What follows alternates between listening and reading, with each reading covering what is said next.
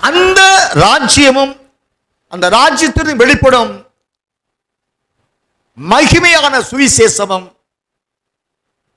இந்த ராஜ்யத்தில் தங்கி தரித்து மகிமையான சுவிசேஷத்தை கேட்டு உணர்ந்து அதனுடைய பிரதிபலன் முடிவான ரட்சிப்பு என்ற மகிமையின் மறுரூபத்தை தேவசாயலை அடைந்து கொள்ளும்படியாக தேவன் அந்தத்தை சார்ந்த திட்டங்களை அவர் தீர்மானித்து வைத்திருக்கிறார்.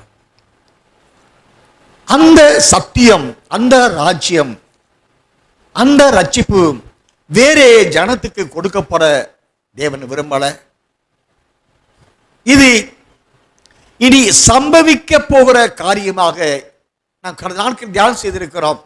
வெளிப்படுத்தும் விசேஷ 1ஆம் அதிகாரம் 19வது வசனத்தில் வாசித்திருக்கிறோம். இனி சம்பவிக்க வேண்டியவைகளை எழுது என்று அறிவிக்கப்படுகிறது.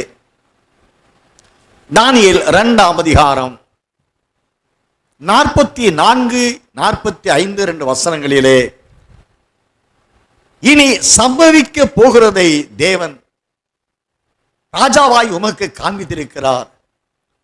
இதன் சொப்பனம், இதன் பொருள் நிச்சயம், என்னுடைய அர்த்தம் சத்தியம்.